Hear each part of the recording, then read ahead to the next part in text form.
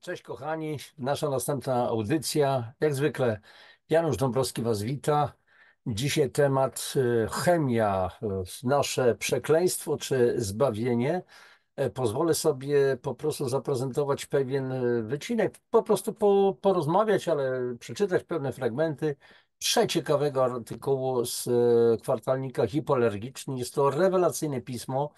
Był czas, że współpracowałem z nim nadal. Znam osobiście panią, znaczy redaktor naczelną tego pisma, panią Żanetę Gels. Świetny człowiek, wspaniała kobieta, która ma taką piękną ideę fix. Współpracujemy po prostu razem. Wiele artykułów zamieściłem w tym periodyku online i offline. I dzisiaj właśnie o tym za chwileczkę spotkanie z przeciekawą również postacią. Kto to jest, to za chwileczkę o tym tam jeszcze przedstawię. Natomiast słuchajcie, no, udostępnię za chwileczkę ekran po to, żeby ewentualnie e, zaraz sekundka. No właśnie, chyba tutaj już mam. Chyba udostępniłem, dobrze, a więc chemia, nasze przekleństwo czy zbawienie, a więc hipoalergicznie namawiam w ogóle do korzystania przez Was z tego kwartalnika, z tego medium hipoalergiczni. Wystarczy, że wrócicie na Google hipoalergiczni i później akurat, jak widzicie, tutaj jest z tej strony pokazuje wyszukiwarkę, a więc wpisać hasło jakieś.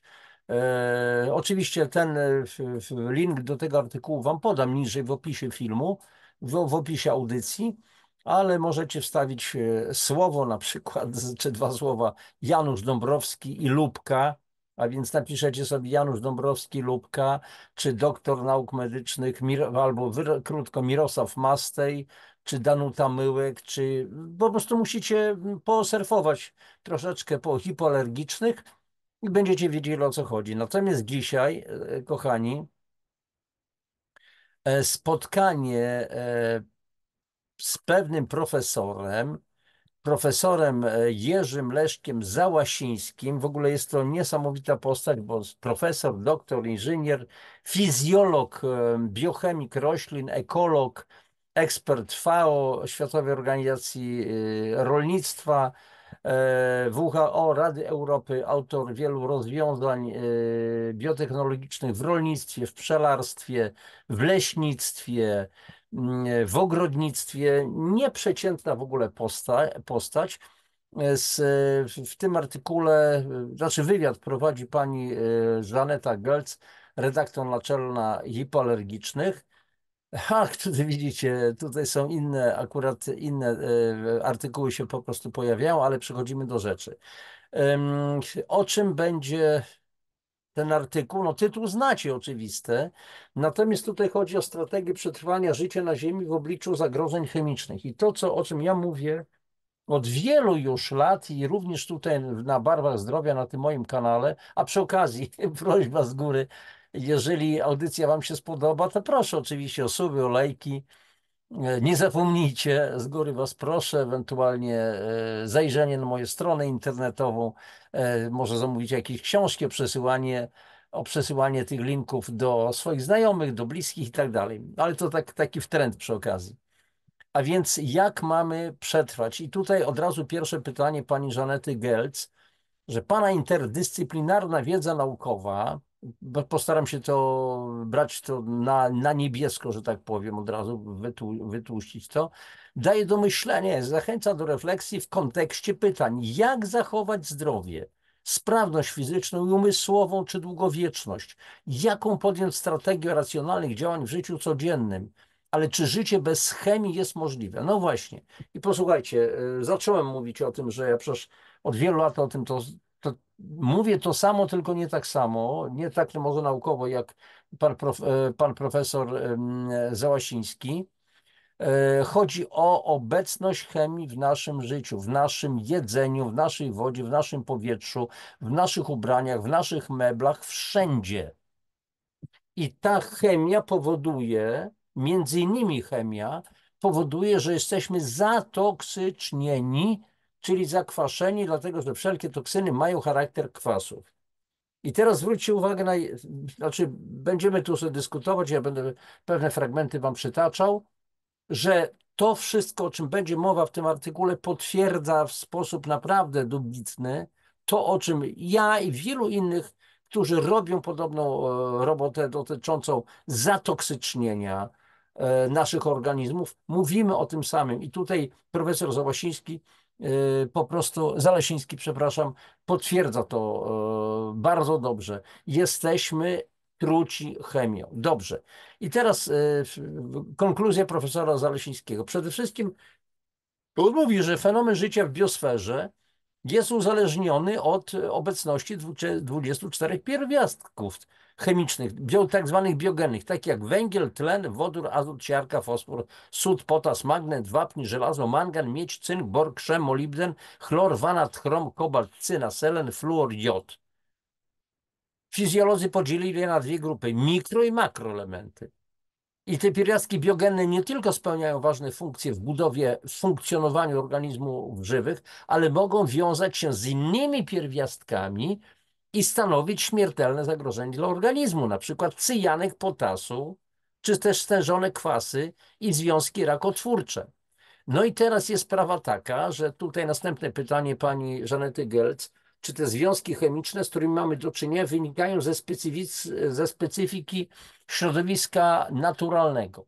Więc okazuje się, według profesora Zalesińskiego, mamy w środowisku naturalnym około 63 tysięcy związków chemicznych naturalnych.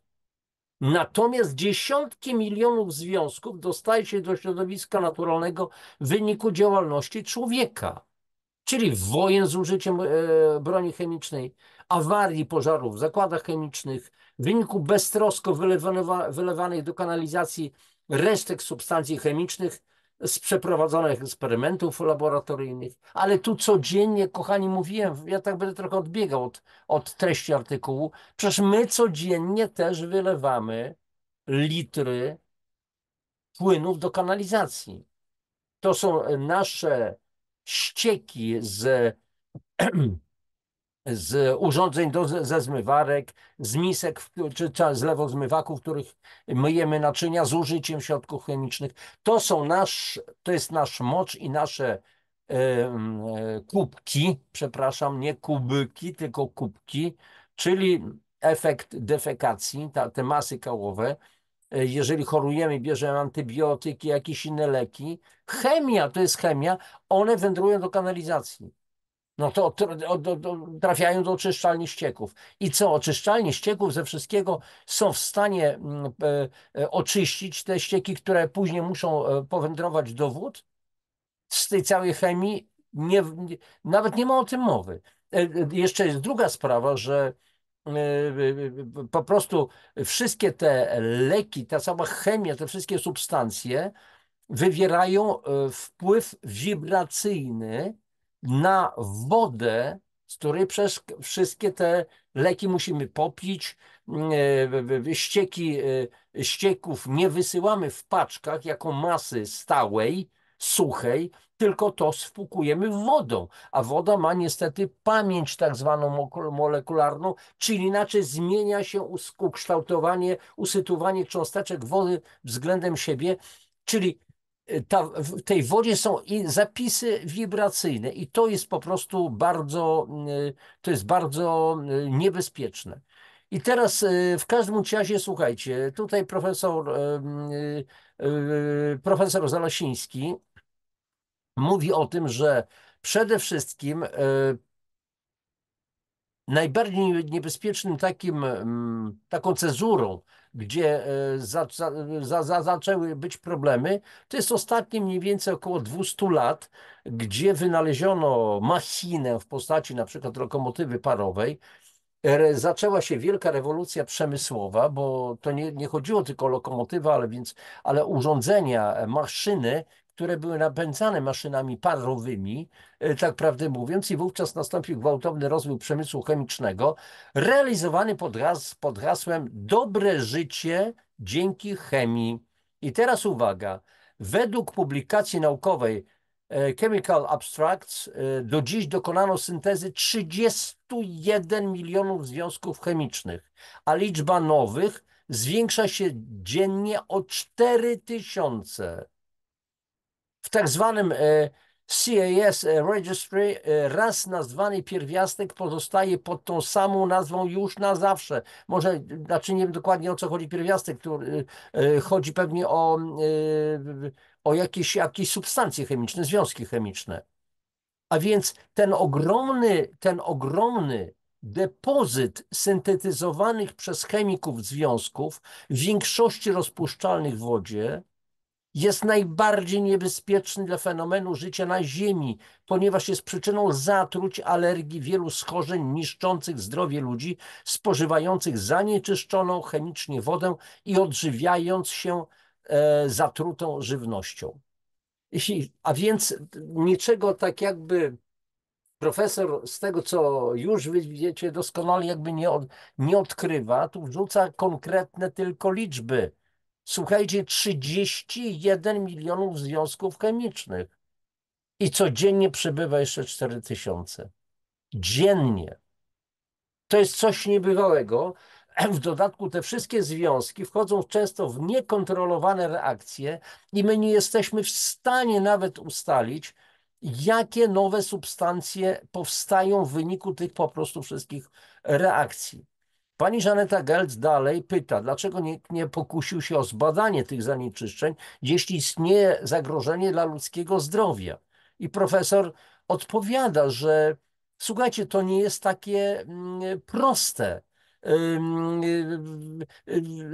Związków tych nie przebadano pod kątem, proszę popatrzmy, nie przebadano pod kątem toksyczności ostrej i podostrej, toksyczności przewlekłej, reprodukcyjnej, fototoksyczności, toksyczności wody, toksyczności rozwojowej, mutagenności, kancerogenności, podrażnienia skóry, nadwrażliwości skóry, podrażnieniu oczu. A więc te związki syntetyczne rozproszone na Ziemi, gdzie żyją i pracują, odpoczywają ludzie, to w większości ksenobiotyki. Ksenobiotyki, czyli substancje wyprodukowane sztucznie przez człowieka, wśród których są również chemiczne środki bojowe, śmiercionośne, również dla zwierząt i ludzi. I już tutaj nie będę wchodził o to, w jaki sposób odnieść się do prób popularyzacji energii atomowej, bardzo niebezpiecznej, ale zwróćcie uwagę tutaj na tej ilustracji, chociażby bardzo ciekawy tekst, że wzrost stężenia w żywności metali ciężkich, azotanu, węglowodarów aromatycznych, kontakt człowieka z azbestem, pierwiastkami promieniotwórczymi, ksenobiotykami mutagenicznymi to główne przyczyny zachorowań na nowotwory, na które według raportu Ministerstwa Zdrowia umiera co 4. Polak. I znowu pytanie pani Żanety Gelc. Omówił pan substancje, które rzeczywiście kojarzą nam się ze szkodliwą chemią przemysłową, ale przecież chemia to także leki. No właśnie, i tutaj profesor odpowiada, nie można pominąć związków chemicznych pozyskiwanych z roślin. Wyostrzony, to jest bardzo ważny cytat, wyostrzony zmysł węchu, smaku i wzroku zwierząt sprawia, że również one korzystają z ziołowych terapii. Tak, w sposób naturalny zwierzęta na łąkach, w lasach wyszukują to, co jest im potrzebne, to, co jest nieskażone. Z substancji roślinnych korzysta także przemysł farmaceutyczny. Dokonał on wielu syntez chemicznych tych związków zaczerpniętych z natury. I teraz słuchajcie, jak jest coś naturalnego, to tego nie można opatentować w żaden sposób. A więc w związku z tym, co się robi? W związku z tym się bada substancje roślinne, te występujące w naturze, rozkłada się, analizuje się i tak dalej, i tak dalej. Tworzy się podobne, analizuje się, i po prostu stwarza się nową substancję, aby móc opatentować otrzymane w ten sposób leki. Czyli, aby móc opatentować otrzymane w ten sposób leki, dokonywana jest chemiczna modyfikacja takich związków. Skutki ich działania często są szkodliwe dla organizmu człowieka, na przykład prawoskrętna witamina C. I tutaj często, słuchajcie, byłem świadkiem takich kłótni albo wyśmiewań, jakaś lewoskrętna witamina, witamina to witamina. Nie, jest prawoskrętna witamina C na przykład, jest lewoskrętna. I tutaj akurat rozmówca pani Żanety Gelc to też potwierdza. Skutki ich działania, tych leków chemicznych, często są szkodliwe dla organizmu człowieka, na przykład prawoskrętna witamina, w tym witamina C. Dalej. Wiele roślin stosowanych przez człowieka wykazuje działanie trujące, halucynogenne, rakotwórcze, na przykład tytoń czy nasiona soi, które należy poddać obróbce termicznej w celu dezaktywacji toksycznych alkaloidów. Oczywiście trzeba tutaj pamiętać o jednej rzeczy, że mamy nasze układy odpornościowe, czyli immunologiczne. I żeby układ odpornościowy potrafił się przystosować do zmiennych warunków, na przykład zmienić swoją moc, zmienić, po prostu przystosować się o 5 do 10%, to trzeba około 500-600 lat w przypadku człowieka, bo w przypadku insektów, czyli owadów, zachodzi to bardzo szybko. Dlaczego? Bo tam jest krótki cykl życiowy. Pokolenie nowe, pokolenie nowe, pokolenie nowe, pokolenie. I teraz zdanie bardzo ważne. Układ immunologiczny człowieka nie był wcześniej obciążony tak dużą liczbą syntetyzowanych przez chemików związków chemicznych. Ewolucja człowieka przebiega w bardzo krótkim okresie na tle ewolucji życia na Ziemi, trwającej przeszło 3,5 miliarda lat.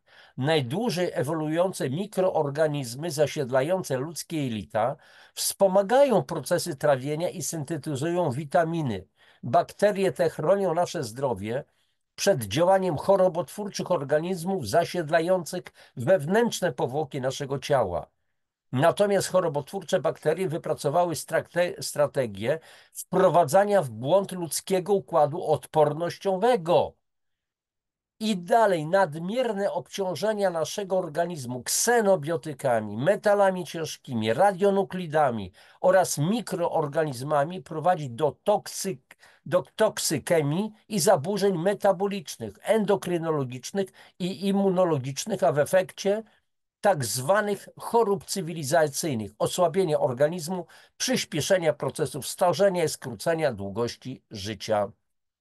Czyli dokładnie to, o czym mówię w wielu audycjach i nie tylko ja, wszyscy ci, którzy zajmują się po prostu odkwaszaniem, mówimy, zakwaszenie to jest zatoksycznienie. Kwasica metaboliczna niskiego stopnia, permanentna, utajona, wieloletnia.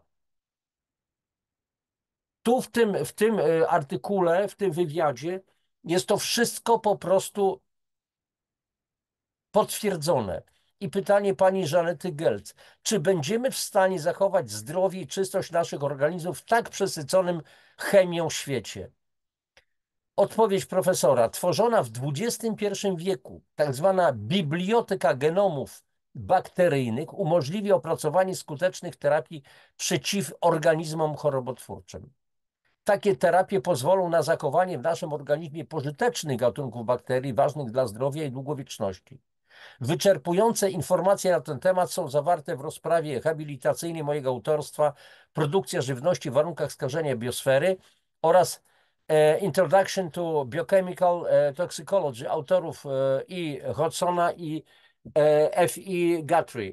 Zgodnie z danymi opracowanymi przez Hodsona i Guthrie'ego z 1980 roku, wśród 63 tysięcy związków chemicznych znajdujących się w życiu ludzi można wyróżnić, posłuchajcie teraz, 1500 aktywnych składników pestycydów, 2000 dodatków poprawiających trwałość leków, 2500 dodatków do żywności o wartości odżywczej, 3000 dodatków zwiększających okres przydatności żywności do spożycia, 4000 aktywnych składników leków terapeutycznych, 50 tysięcy innych związków chemicznych o charakterze ksenobiotyków, czyli zupełnie obcych dla naszego organizmu, sztucznie wyprodukowanych, totalnie niekompatybilnych z naszym organizmem.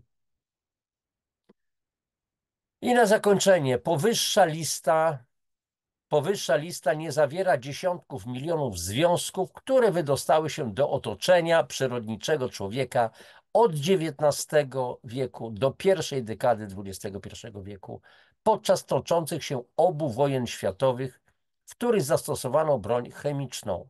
Analiza zagrożeń chemicznych dla człowieka niech będzie myślą przewodnią do długiej serii dalszych moich artykułów omawiających ochronę zdrowia ludzkiego oraz przyrodniczego otoczenia człowieka. Słuchajcie, i to byłoby na tyle, jeżeli chodzi o ten artykuł. Jeszcze raz przypomnę, łatwo go znajdziecie w hipoalergicznych, wchodzicie na Google hipoalergiczni, wyszukiwarka ewentualnie, a więc możecie wpisać nazwisko Jerzy Leszek Zalasiński, to wystarczy, ale link do tego artykułu wam podam, będziecie mogli się oddzielnie się jeszcze zapoznać z tym, przeanalizować. Rzeczy straszne, mówi profesor, natomiast on jest optymistą, ja jestem optymistą, bo gdyby nie był optymistą, pan profesor Zalesiński, to nie robiłby tego, co robi, a jest też autorem wielu biotechnologii, które oczyszczają po prostu glebę, która w ogóle zajmuje się profesor pszczelarstwem i tak dalej. Mówi w swoich artykułach o tym, że jeżeli pszczoły, jeżeli nie będzie pszczół, to nie będzie człowieka, a więc robi też wszystko, żeby pracować na tym, żeby pszczoły były. Więc generalnie, słuchajcie, owszem, fakty są takie, jakie są, bo trzeba stwierdzić, zdiagnozować po prostu wszystkie podstawowe rzeczy. Natomiast, zatrzymuję udostępnienie. Natomiast chodzi o taką rzecz, żeby nie popadać w jakiś marazm, to znaczy, że ludzkość już koniec, skończyło się i tak dalej, i tak dalej. Nie. Na każdy miecz znajduje się tarcza, na każdą tarczę znajduje się miecz. Oczywiście to jest takie trochę bardzo dwuznaczne powiedzenie, ale po to zostaliśmy obdarzeni rozumem i duchem. Jesteśmy odpowiedzialni za planetę, nie tylko za nasze życie, ale za życie przyszłych pokoleń, którym mamy zostawić czystą planetę, nadającą się do życia. A więc każdy z nas może zrobić bardzo dużo.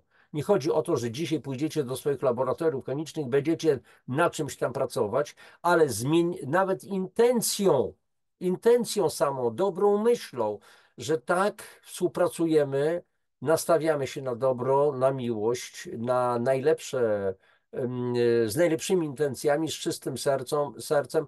Nasza planeta jest czysta, nasze wody są czyste, nasze jedzenie jest naszym pokarmem, prawdziwym pokarmem, jest jedzeniem odżywczym, a więc praca mentalna wystarczy.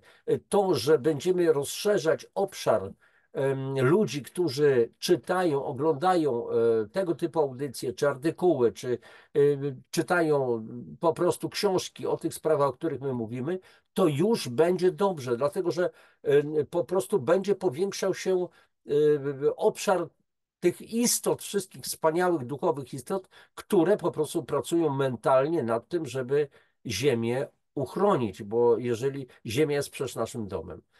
Słuchajcie, kochani, tyle na ten temat. Jeszcze raz namawiam Was do tego, żebyście korzystali z hipoalergicznych. Tam jest masa przeciekawych artykułów. Myślę, że będę dość często korzystał z zasobów hipoalergicznych, ale wchodźcie też samodzielnie, szukajcie artykułów. Jeżeli Was interesują na przykład artykuły mojego autorstwa, to tylko wrzućcie do wyszukiwarki hipoalergicznych Janusz Dąbrowski i myślę, jest tam kilkanaście artykułów ukazało się, więc myślę, że niektóre z nich mogą się po prostu być dla Was bardzo przydatne, a ja ciągle będę coś podrzucał, coś ciekawego. Między innymi taki mam coś w planie, żeby opowiedzieć Wam o włosach ludzkich, które są dodawane niezależnie od piór ptasich, od szczeciny wieprzowej do naszych wypieków.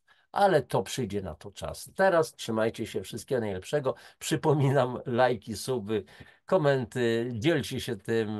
Będę też również bardzo wdzięczny za ewentualnie jakieś zamówienie moich książek, bo to jest, mówię, taka wymiana energetyczna chociażby, a wy zyskacie dużo wiedzy, a ja też zyskam nie tylko wymiar fizyczny, dosłowny, ale też taką chęć, bo widzę, że ktoś zamawia, to znaczy, że moja wiedza się przydała. I to będzie na tyle dzisiaj. Wszystkiego najlepszego Wam życzę. Do zobaczenia wkrótce. Papatki.